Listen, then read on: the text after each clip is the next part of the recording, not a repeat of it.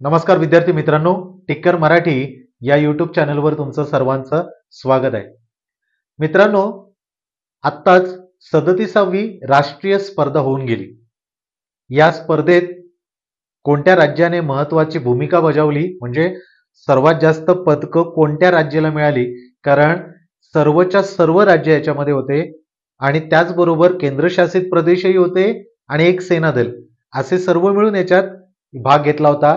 आणि यामध्ये पदक कोणी मिळवलं, कुठे आयोजन झालं, कोणाच्या हस्ते झालं, उद्घाटन कोणाच्या हस्ते समारोह झाला, या सर्वांचा आपण याच्यामध्ये विचार करणार आहोत या व्हिडिओमध्ये. आणि जसं तुम्हाला मी सांगितलं होतं की याबद्दलचा एक व्हिडिओ मी तुमच्यासाठी घेऊन येईन, तर तो आज मी तुमच्यासाठी घेऊन आलेलो आहे. अत्यंत महत्वाचा आहे, कारण चालू घडामोडीमध्ये हा प्रश्न किंवा याच्यावरचे आधारित असलेले प्रश्न तुम्हाला विचारले जातील वेगवेगळ्या प्रकाराने. उद्घाटन कोणी केलं, कुठे झालं, आयोजन कुठलं होतं, कितवं संस्करण ते तर दिसतच आहे, 37वं. शुभंकर कोण होता, हा दिसतोय ना आपला सोंडक्या. तर तर असे बरेच प्रश्न याच्यावर तुम्हाला उत्तरं मिळणार आहेत आणि म्हणून हा व्हिडिओ शेवटपर्यंत पाहायचा आणि याची लिंक जी आहे ती शेअर करायची आहे. चला सुरुवात करूया. काय पाहणार आहोत आपण आज? 37वी राष्ट्रीय स्पर्धा. आपली ही विजय बॅच आहे मित्रांनो. ही विजय बॅच काय आहे, ते ही नवीन बॅच आहे. बॅच क्रमांक याचा काय आहे, 9.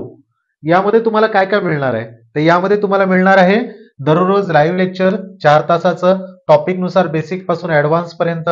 रेकॉर्डेड लेक्चर तुम्हाला मिळणार आहेत 1 वर्षापर्यंत अमर्यादित वेळेत. त्याचबरोबर तुम्हाला ई बुक आणि डाऊट सेशन म्हणजे तुम्ही तुमचे इथे जे काही शिकवणारे फॅकल्टीज आपण ज्यांना म्हणू, लेक्चरर, शिक्षक, यांच्याबरोबर तुम्ही सरळ संवाद साधू शकणार आहात आणि तुमच्या मनात येणारे जे काही प्रश्न, त्याची उत्तरं जी काही तुम्हाला हवी असतील, शंका ज्याला म्हणतो आपण, त्या शंकेचं निरसन इथे होणार आहे. आणि 50+ ऑनलाईन सराव प्रश्नपत्रिका, अशी ही एकंदरीत याचं स्वरूप आहे विजय बॅचचं. आणि याची फी किती आहे, तर याची फी आहे 2500. याची कोर्स फी आहे. आणि ज्यांना आपल्याला घ्यायचंय, निश्चितच ज्यांना स्वप्न आहे, कारण आतापर्यंत आपण टिक्कर मराठीने 250च्या वर रिझल्ट केलेले आहेत, म्हणजे पासआउट झालेले आहेत पहिल्याच धडाक्यामध्ये. त्यामुळे ज्यांना ऍडमिशन घ्यायचं आहे त्यांनी आपल्या ऑफिसच्या नंबरवर कॉल करायचा आणि ऍडमिशन घेऊन टाकायचं, बरोबर आहे. तर आपली अशी ही विजय बॅच आहे. आता आपण सुरुवात करूया. आपण 37वी नॅशनल गेम ज्याला आपण म्हणू, किंवा राष्ट्रीय खेळ, बरोबर आहे. आता याच्यामध्ये याचं आयोजन पहिलं तुम्हाला विचारलं गेलं तर याचं उत्तर तुम्ही काय देणार आहात, गोवा. कुठे झाली, गोवा या ठिकाणी याचं आयोजन झालं होतं 37व्या राष्ट्रीय खेळाचं. कालावधी काय होता याचा कालावधी होता 25 ऑक्टोबर पासून ते 9 नोव्हेंबर 2023 पर्यंत, बरोबर आहे. म्हणजे 2023 हे आपलं चालू वर्ष आहे, तर या चालू वर्षामध्ये 25 ऑक्टोबर ते 9 नोव्हेंबर या कालावधीत हा राष्ट्रीय खेळ संपन्न झाला. याचा मोटो काय होता, तर गेट सेट गोवा हे त्याचा मोटो होता. संघ किती, संघ होते 28 राज्य, 8 केंद्रशासित प्रदेश आणि 1 सेनादल, असे एकंदरीत 37 संघ होते. लक्षात ठेवायचं. कसे कसे, तर 28 राज्य, 8 केंद्रशासित प्रदेश आणि 1 सेनादल, असे मिळून 37 संघ याच्यामध्ये सहभाग घेतला होता. 37 संघांनी. खेळाडू किती आले होते याच्यामध्ये, किती खेळाडूंनी याच्यामध्ये भाग घेतला, तर 10,000 पेक्षा अधिक खेळाडूंनी याच्यामध्ये भाग घेतला होता. किती खेळ झाले, आता या खेळामध्ये थोडंसं लक्षात तुम्हाला ठेवायचं आहे. एकंदरीत खेळ किती झाले, 43 खेळ झाले. 43 खेळांपैकी 41 खेळ जे आहेत ते कुठे झालेले आहेत, 41 खेळ गोव्यामध्ये झालेले आहेत. 2 खेळ जे आहेत हे गोव्या बाहेर झालेत. ते कुठले, तर ते 2 खेळ जे आहेत, एक आहे सायकलिंग, बरोबर आहे, आणि दुसरा आहे गोल्फ. कळलं. हे 2 प्रकार जे आहेत खेळाचे, हे गोव्याबाहेर म्हणजे दिल्लीला झाले, हे तुम्हाला लक्षात ठेवायचंय. पुढे जाऊया. आता महत्वाचं याचं काय, शुभंकर तुम्हाला विचारलं जाईल, तर मोगा हा काय आहे, या 37व्या राष्ट्रीय खेळाचा शुभंकर, ज्याला मॅस्कॉट म्हणतात, जो प्रथम तुम्हाला इथे दिसला होता ना थंबनेल मध्ये, म्हणजे बॅकग्राऊंड मध्ये माझ्या. तर शुभंकर जो आहे हा मोगा ह्या लक्षात ठेवायचा. आणि 2 खेळ हे दिल्लीत झालेत, सायकलिंग आणि गोल्फ. बरोबर, 41 खेळ गोव्यामध्ये झालेले आहेत आणि 10,000पेक्षाही खेळाडू याच्यामध्ये यांनी सहभाग घेतला होता. एकंदरीत संघ किती होते? 37 संघ होते, हे लक्षात ठेवायचं. उद्घाटन काय झालं? तर उद्घाटन 25 ऑक्टोबर 2023 ला झालं. समारोप म्हणजे सांगता कधी झालं? तर 9 नोव्हेंबर 2023 ला. आता उद्घाटन जे आहे, म्हणून मी इथे तुम्हाला बाण दाखवलाय, हे उद्घाटन कोणाच्या हस्ते झालंय? तर पंतप्रधान नरेंद्र मोदी यांच्या हस्ते झालेलं आहे. कोणाच्या हस्ते? पंतप्रधान नरेंद्र मोदी यांच्या हस्ते. कुठे? तर महत्वाचं आहे, फातोर्डा मडगाव येथे पंडित जवाहरलाल नेहरू स्टेडियम यावरती झालेलं आहे. इथे लक्ष द्यायचंय तुम्हाला, हे विचारलं जाईल. कुठे झालंय? फातोर्डा. फातोर्डा कुठे आलं? मडगावला. आणि मडगावच्या कुठल्या? तर पंडित जवाहरलाल नेहरू स्टेडियम वरती झालेलं आहे. तर फातोर्डा मडगाव पंडित जवाहरलाल नेहरू स्टेडियम हे लक्षात ठेवायचं. कोणाच्या हस्ते? पंतप्रधान मोदींच्या हस्ते. कोणत्या तारखेला? 25 ऑक्टोबरला. ठीक आहे, पुढे बघूया आपण. यामध्ये कोण कोण उपस्थित होतं रे? तर यामध्ये होतं केंद्रीय क्रीडा मंत्री. कोण आहेत आपले? अनुराग ठाकूर आहेत. अनुराग ठाकूर इथे उपस्थित होते. त्यानंतर गोव्याचे मुख्यमंत्री प्रमोद सावंत याला उपस्थित होते. आणि भारतीय ऑलिम्पिक संघटनेचे अध्यक्ष कोण? पी.टी. उषा. तर हे मान्यवर तिथे उपस्थित होते. माहितीसाठी सांगतोय तुम्हाला, कुठलीही माहिती कधीही कोणत्या उपयोगी पडेल सांगता येत नाही, बरोबर की नाही? तर हे लक्षात ठेवा, केंद्रीय क्रीडा मंत्री अनुराग ठाकूरही उपस्थित होते आणि इथे मान्यवर जे दिलेले आहेत हे या समारंभाला उपस्थित होते. आता गोवा या ठिकाणी झालं खरं, बरोबर की नाही? पण असंही विचारतील, गोव्याच्या किती शहरांमध्ये झालं? गोवा राज्याच्या किती शहरांमध्ये झालं? तर ते 5. कोणते आहेत? म्हापसा, पणजी, फोंडा, वास्को आणि मार्मोगोवा. कळलं? या 5 शहरांमध्ये 1, 2, 3, 4, 5. म्हणजे कधी कधी तुम्हाला असाही प्रश्न विचारला जाईल, संख्येमध्ये 5, 4, 3 असे विचारले जातील, पर्याय देतील. किंवा या पर्यायांपैकी कुठला तरी एक विचारतील, बाबा ह्याच्यामध्ये झाला होता का? कोणत्या? खालीलपैकी कोणत्या शहरांमध्ये 37वा राष्ट्रीय खेळ झाला होता? तर यापैकी कुठलंही विचारतील. म्हणून हे 5 नावं तुम्हाला लक्षात ठेवायचे. सोप्पं आहे. म्हापसा, पणजी, फोंडा, वास्को आणि मार्मोगोवा. आता याचे ध्वजवाहक, महाराष्ट्राचे ध्वजवाहक हे 2 होते आपले. म्हणजे महाराष्ट्राचा ध्वज जो ध्वजवाहक म्हणून काम केलं त्यांनी, ते कोण होते फडकवणारे? तर ते होते 2 खेळाडू, ऋतुजा भोसले आणि आकाश शिंदे.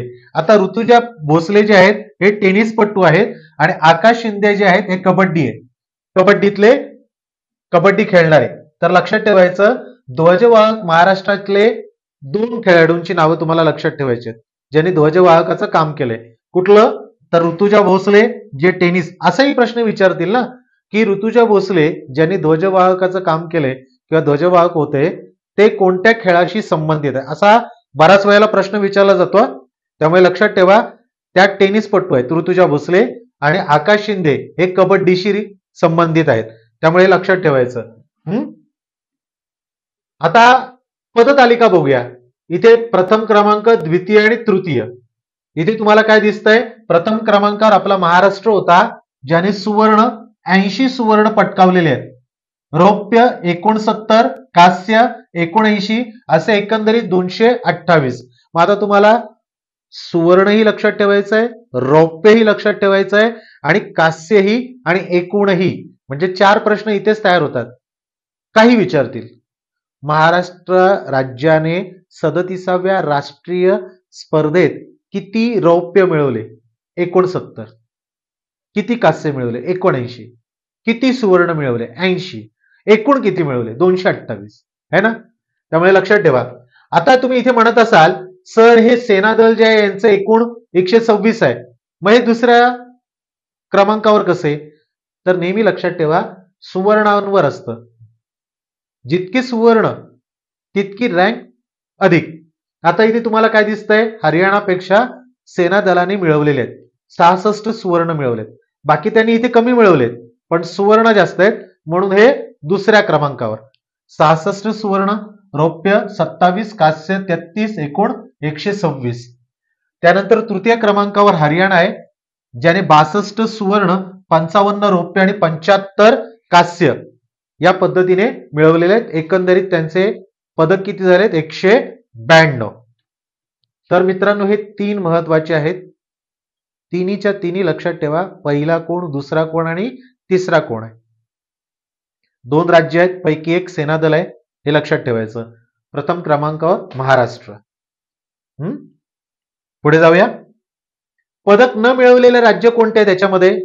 तर पदक न मिळवलेलं राज्य आहे मेघालय.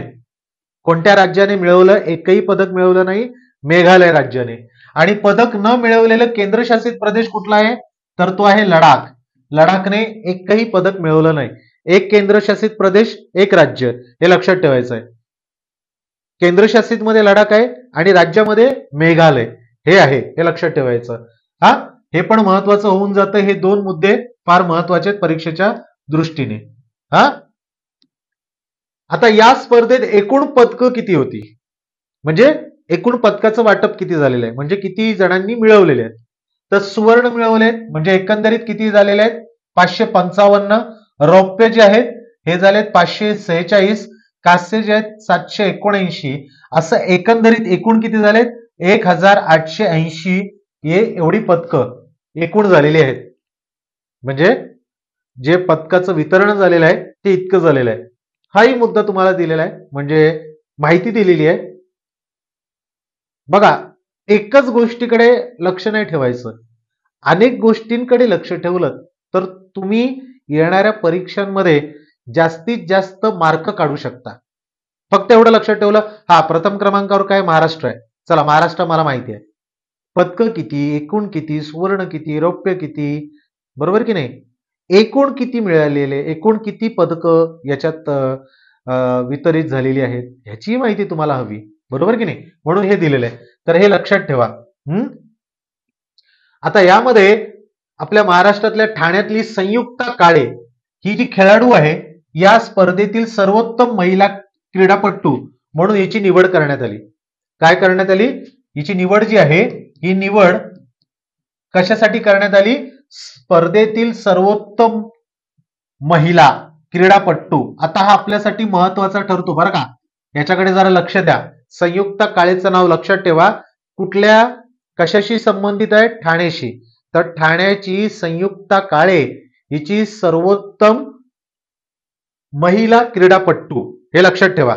त्यानंतर प्रणोती नायक हिची सुद्धा निवड करण्यात आलेली आहे. प्रणोती म्हणजे दोघांची करण्यात आली, ही ठाण्याची नाही बरं का. प्रणोती नायक नाहीये, संयुक्ता काळे ठाण्याची आहे.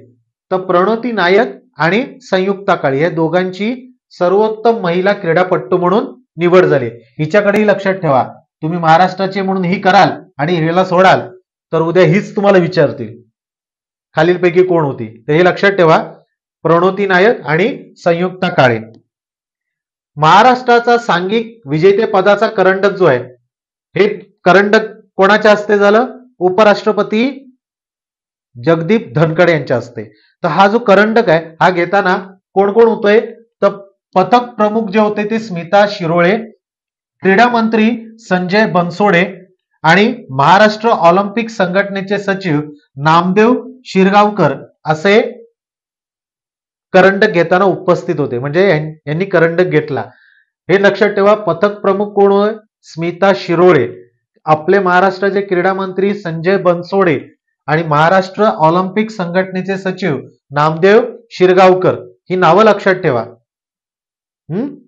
महत्वाची आहेत.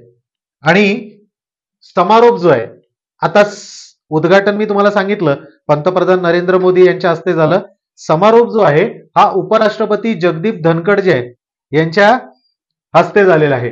9 नोव्हेंबर या दिवशी पणजी शहराजवळ ताळगाव पठार, कुठे झालेला आहे? ताळगाव पठार या ठिकाणी झाले. डॉक्टर श्यामप्रसाद मुखर्जी स्टेडियमवर. कुठे झाले? डॉक्टर श्यामप्रसाद मुखर्जी स्टेडियमवर पणजी या ठिकाणी ताळगाव पठारावर उपराष्ट्रपती जगदीप धनखड यांच्या हस्ते. कोणत्या तारखेला? 9 नोव्हेंबर, हे लक्षात ठेवायचं. 1994 नंतर प्रथमच महाराष्ट्राने हे विजेतेपद जिंकलेलं आहे. हा पॉइंट लक्षात ठेवा. कधी 1994 नंतर प्रथमच काय केलेलं आहे, महाराष्ट्राने हे विजेतेपद पटकावलेलं आहे. आणि पदक विजेत्यांसाठी काय घोषणा केली आहे, तर सुवर्ण पदकासाठी 7 लाख, रौप्य पदकासाठी 5 लाख आणि कांस्य पदकासाठी 3 लाख. म्हणजे ज्या ज्या खेळाडूंनी सुवर्ण पदक मिळवलंय त्यांना 7 लाख, रौप्य पदक मिळवलंय त्यांना 5 लाख आणि कांस्य पदक मिळवलंय त्यांना 3 लाखाची घोषणा केलेली आहे महाराष्ट्र सरकारने. कळलं?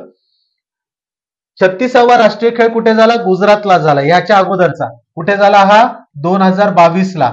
आला का लक्षात? महाराष्ट्राचा त्यावेळेला दुसरा क्रमांक होता आणि प्रथम क्रमांकावर कोण होतं त्यावेळेला?